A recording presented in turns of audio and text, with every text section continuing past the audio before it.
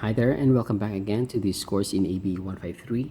I know it's been a while since our last topic on spur gears, but before moving on to our next topic on shaft and shaft components, just would like to show you an actual spur gears that I'm holding right now. Okay, so here's an example of spur gears. Just recall about this tooth profile, and they're actually different than the profile of the sprockets. And when I say spur gears, they have these traces, these teeth traces that is parallel to the shaft axis. So the shaft goes through here, and this one is, I mean, the direction of the lines right here. They are they are parallel to the shaft axis. Another example, or another gear that I'm holding in my left is this helical gears. So you see that the traces of the teeth, they are actually inclined or helical. So that's it. Okay, and with regard to the type, I think this is an example of a thinned web. So here's our web right here. So we can have a web that has holes right here, or we can just have a thin web because this portion right here, if you cut a section, you would see here that this is actually thinner than this one. Okay, so that's an example of a thin web.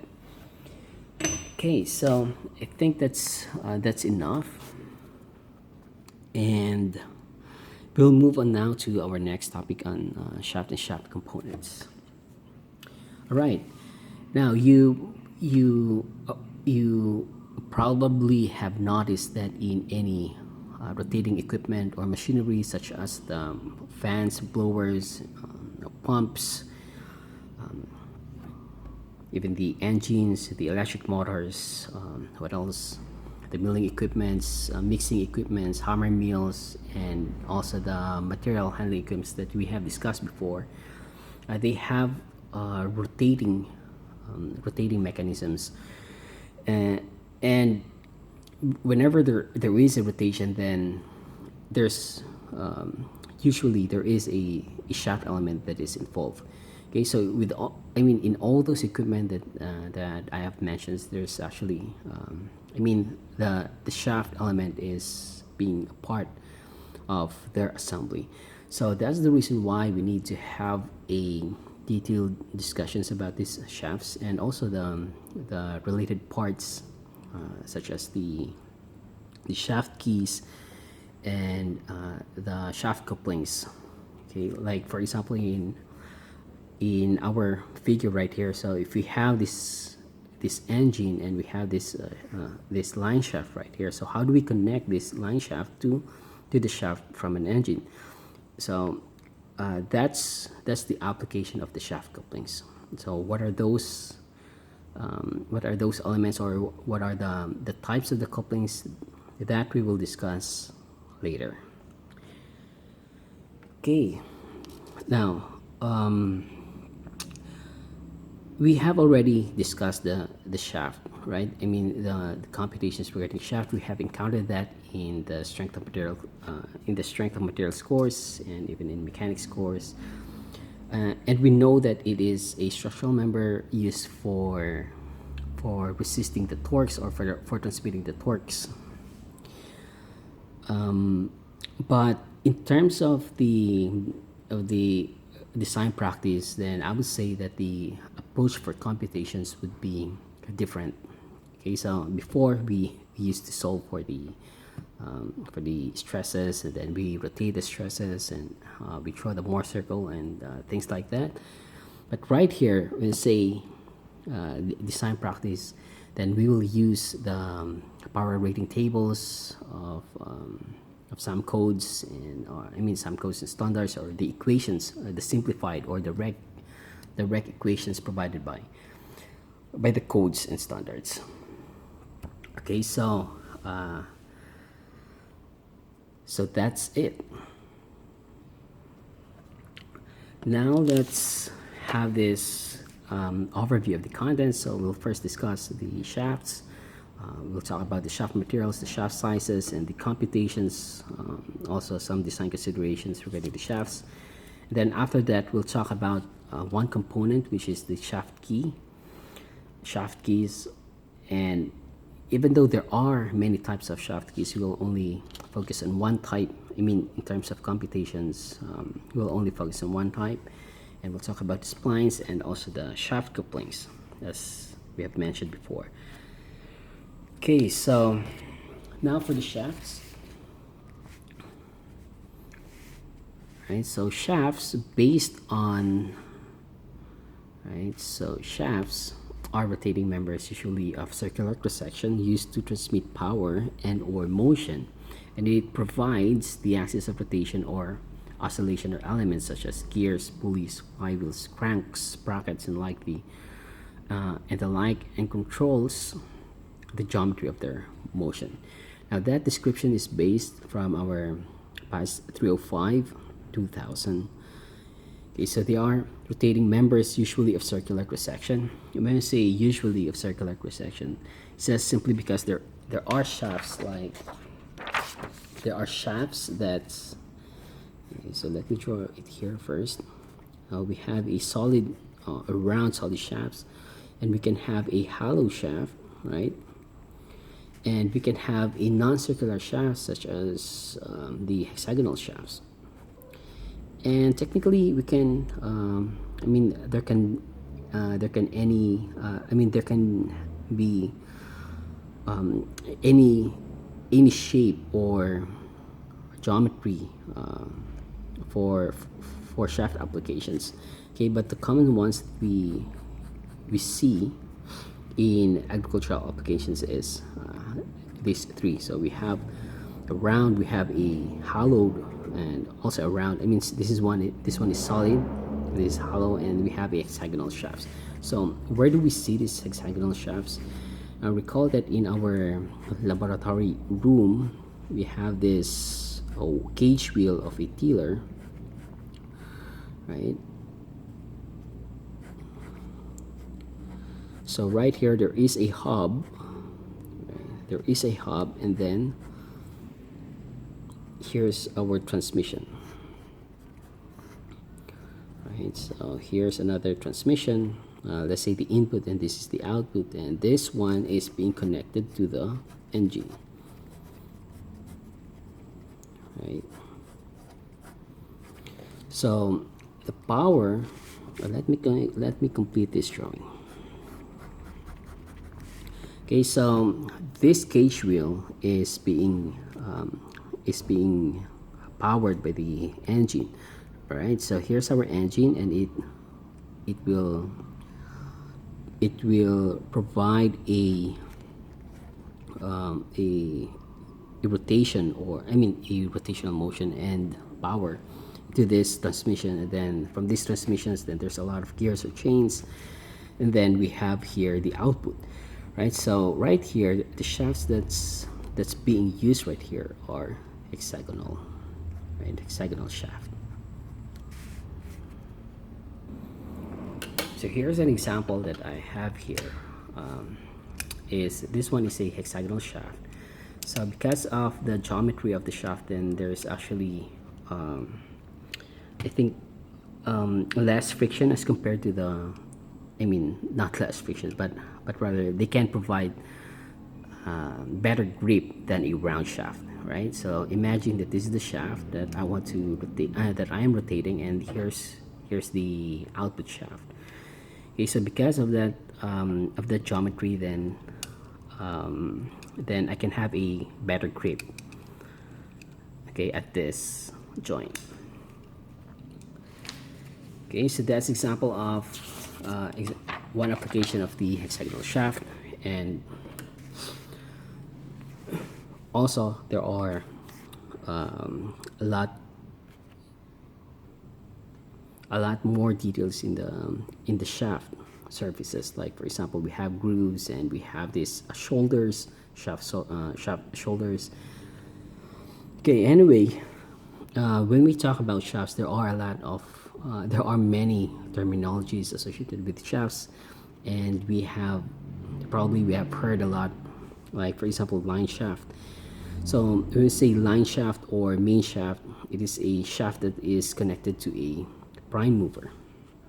Okay, another term is, by the way, when we say prime movers, these are electric motors and internal combustion engines. Okay, and counter shafts. So counter shaft is an intermediate shaft between the line shaft and the driven machine. Okay, so it's something like a secondary shaft.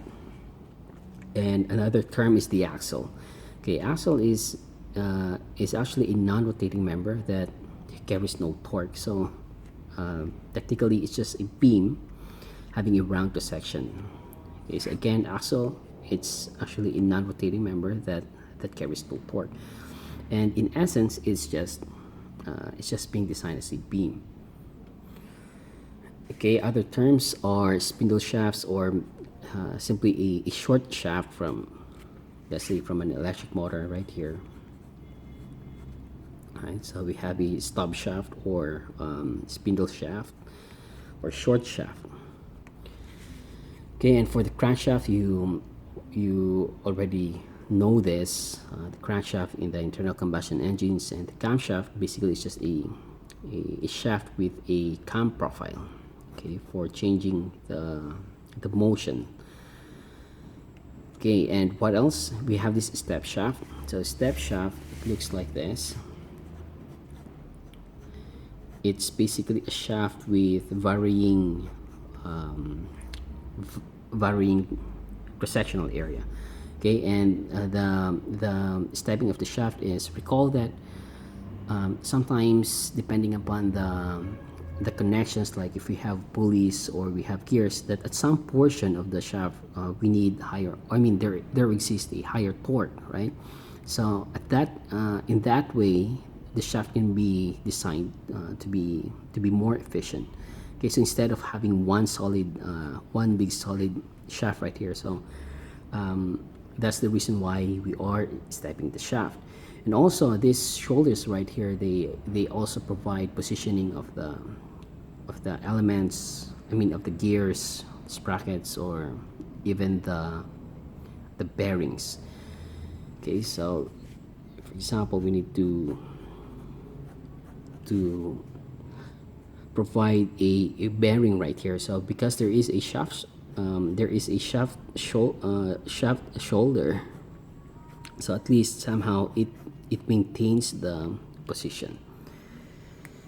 Okay, so that's one example, and there's also terminologies like flexible shaft. So basically, it's a non-rigid shaft used where connection are at an angle with respect to one another. And there's still a lot more, actually. I mean, there's still a lot more terminologies regarding the shafts. So you just need to know the description or the definitions. Okay, so let's move on now to the shaft materials. So basically, or for shaft materials, we have low or medium carbon steel, either in hot rolled or cold drawn, and we have here specified, like for example, AISI 1010 or 1020, and I think this is 1035, right? Or we can have higher strength like 4140, 4340, and many others. Okay, however, in our PI's specifications, I think there's only specified shaft materials, and it says, I think, cold rolled steel shaft. Okay, so here it is. It is specified here in our PI's. Standard shafts for agricultural machines are usually of steel designation 1020 cold rolled. Okay, so this is cold rolled steel, or sometimes designated as CRS. But we can also have like stainless steel shafts, that's AISI 304 or 316, and of course for the applications probably with regard to food equipment, processing equipment. So that's it. Okay, so now let's talk about the shaft sizes, available shaft sizes. And there's actually dimensions that's given in metric, and also shaft dimensions that's given in inch, and there is standard sizes only.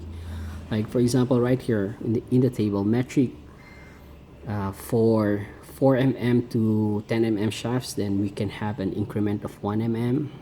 Or if we have a shaft diameter, I mean ranging from 20 to 105, we can have an increment of 5 mm. So that means that we have 20, 25, 30, 35, and so on.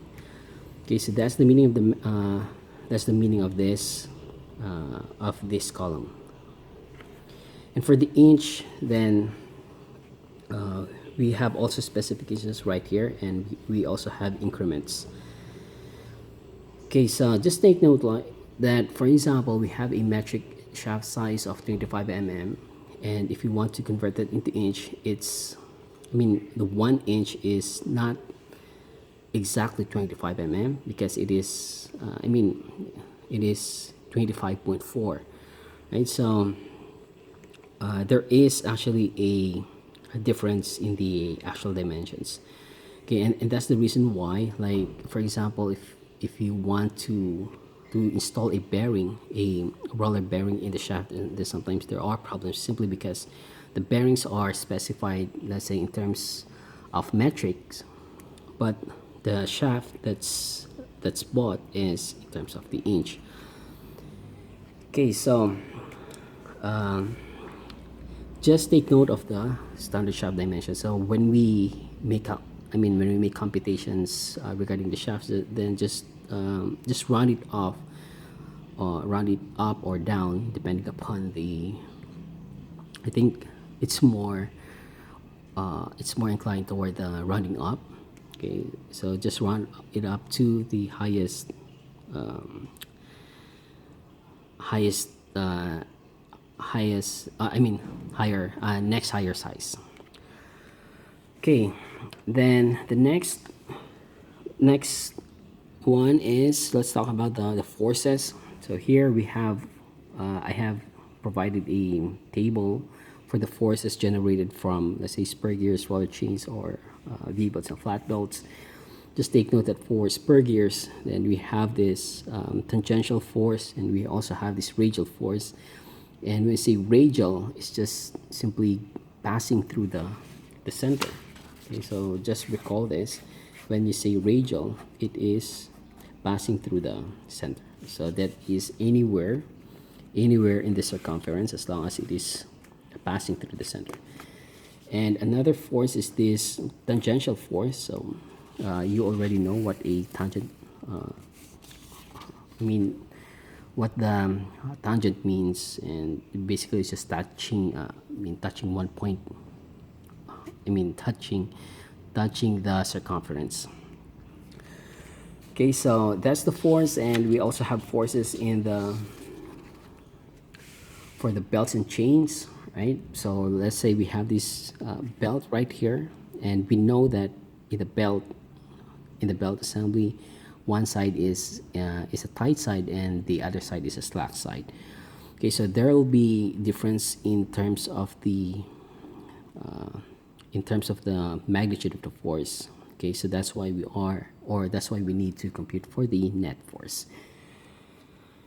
Okay, so I just provided you a tabulation about that, but in our computations or in our homeworks,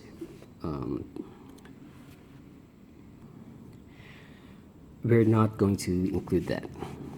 Okay, then next one is, let's talk about the shaft design.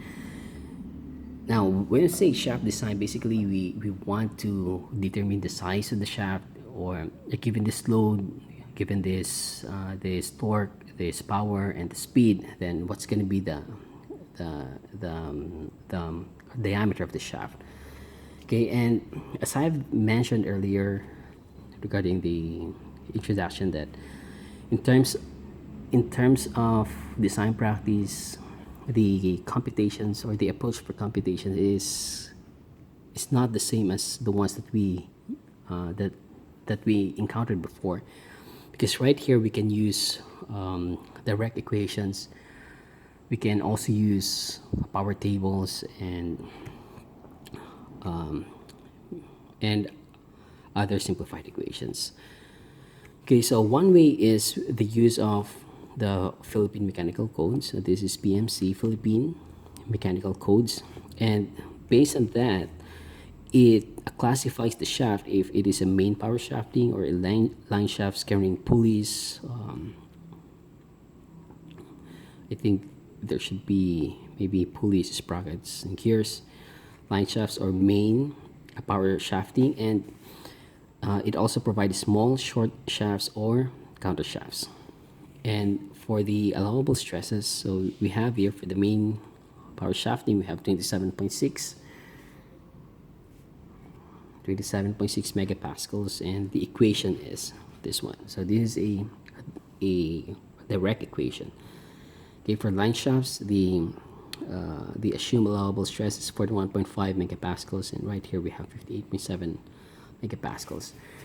So right here, the D is the diameter of the shaft, and the P is the power in kilowatts, and right here the N is the speed in RPM. Okay, so once you have the power, you have the speed, then we can solve for the diameter of the shaft. Okay, another one is the use of power rating tables provided in our PAS. Okay, so here's an example of a power rating table. So we have here table 3, and just take note of the table title right here. It says power ratings for cold rolled steel, designation 1020, and this is line shafts. And in this table, you have this power ratings at various RPM. So right here we have RPM. Let's say we know the speed. We have the 40 RPM or 60 RPM, and we know the power, and then we just have to select the power that's greater or that's higher than the computed power, required power. Right, so from this, then you go down, right, and then you go leftward to determine the shaft diameter. Okay, so that's just how simple it is. Okay, for the in this table 4, you have here power ratings for cold rolled steel, designation 1020, and this one is small and short shafts. Okay, and what else? So there is a separate table for the power ratings for stainless steel, designation AISI 304 and 316 for main power transmitting shafts. Okay, so the point right here is just you just need to determine, or you just need to use the appropriate tables for your given applications. Okay, and then another one is the use of the equation provided by the ASME code, and the equation is given in this form. So this equation gives you the diameter of the shaft if you know the shear strength, the shear yield strength, and if you know also the moment, the bending moments and the torques. Then from the moment diagram or torque diagrams, to if you have that value of the moment and the torques, and then it also gives you, okay, so let's write it, let's underline it here. This is the moment and you have the torque, right? So once you have the moment, once the moment is significant, that you need to include that in the computations. You have the moment, you have the torque, and also it gives you or it allows you to include these factors right here. Okay, so shock loading factors. So if we have a let's say fatigue loadings or impact loadings, right? So it allows you to incorporate that in this equation. Okay, and what else? It also allows you.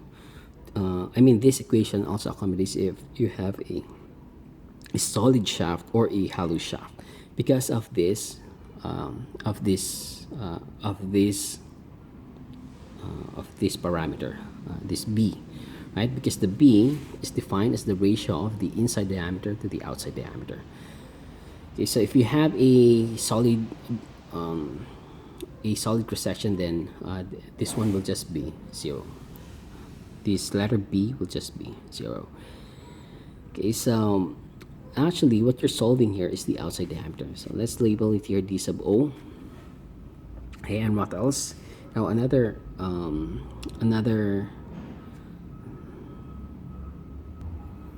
advantage of this equation is that it also allows you, to include the actual loads if it's significant.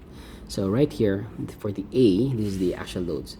So basically the term right here, this second term in these groupings, this actually accounts for the actual loadings, right? So we have this alpha, which is just simply a factor for actual loadings, and to compute that we need to use this column factor equations. Okay, so that means that if we don't have let's write it here. Let's say we have a solid shaft and no actual loading, then that means that we can simplify the equation to get this km squared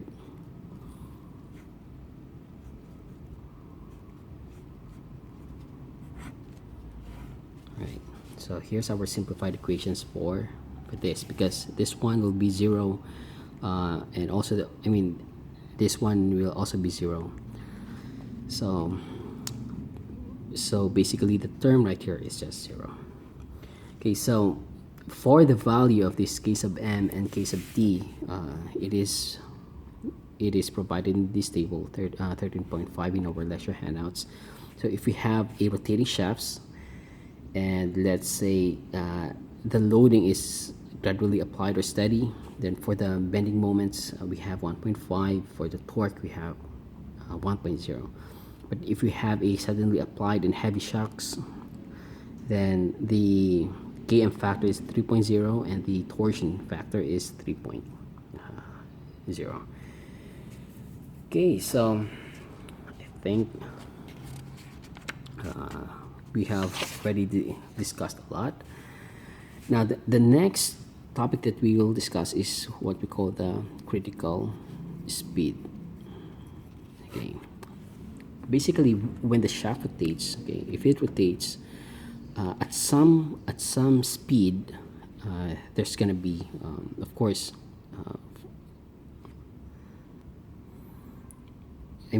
due to its weight, there's gonna be deflections. And also imagine if there are gears right here, gears, pulleys, then of course there's gonna be some concentrated loads, then there's gonna be deflection of the shafts. Now if it is rotating, then there's gonna be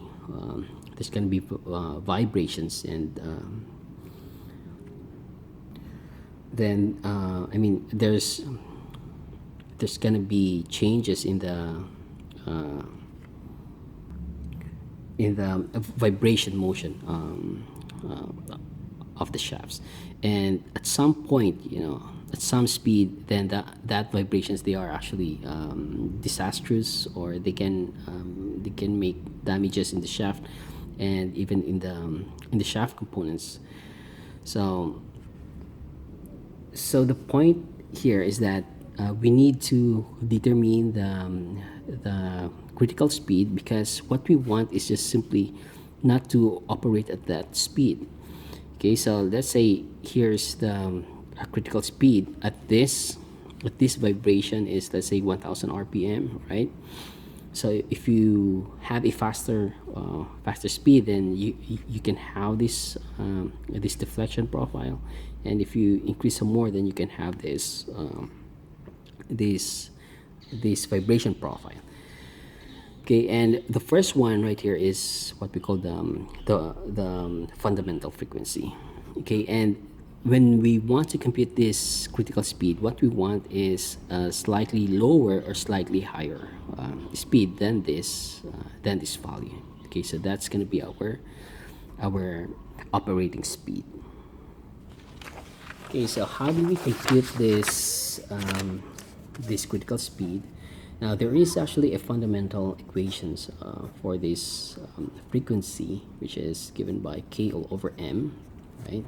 So here's our basic equation, and this one is in radians per second, right? And here's our mass, and here's our let's say I think this is a spring stiffness. Okay.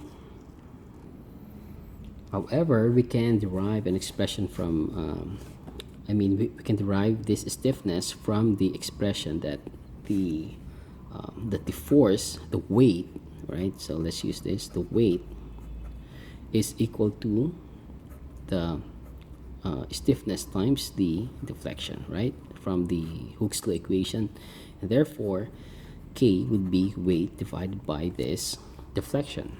And what is weight? This is mg all over the deflection, right? So if we substitute this back to this equation, then what we get is mg all over the deflection times 1 over m, right? Square root. And mass divided by mass, then what's left is just simply the acceleration due to gravity divided by the deflection. Okay, so this is omega, and this is the critical speed in radians per second, and that's how we get this equation. This is WCR, I mean omega CR, which stands for critical speed. Now for the deflection, how do we find this deflection? We can actually use the beam deflection tables in many machine design textbooks or structural material textbooks. You can find that. An example of this is this one. So if you have a simply supported beam or shafts, then we can, there's already an equation for the deflection. Okay, so you just have to select the proper figure, so that you can use the correct equations for the maximum deflections. And also in machine design textbooks, there's also simplified equations for the deflection. So I think it's also fine. And lastly, we'll talk about this critical speeds of what if we have already mass, like for example a single mass systems, then what's going to be the critical speed? Or if you have a multiple mass systems, like if you have 3 pulleys here or 3 gears, then what's going to be the equation for the critical speed? And we can solve that using this equation, right? So it's just simply the sum of the reciprocal squared, right? This is the critical speed of mass 1 squared plus plus this one, and then plus the third mass. Okay, so by the way, this equation is called Dunker-Lee's equation. Okay, and then what else? Then sometimes you want to convert this radians per second into revolutions per minute. Then we use this we'll use these expressions. Okay, by the way, this should be omega CR, okay, divided by 2 pi. Okay, and another one is the shaft deflection. And of course we know that sometimes in the meshing of the gear teeth, if there is excessive deflections, then there's going to be malfunctions in the operations, and that's why sometimes we want to limit the deflections. However, as usual, even in structures, we learn that we first design the component. We first design the shaft based on strength, and then we just need to check the deflection. Okay, so again, we design the component based on the strength, and then we just later on check the deflections. Okay, so I think that's enough, and we will continue our discussions in the next video.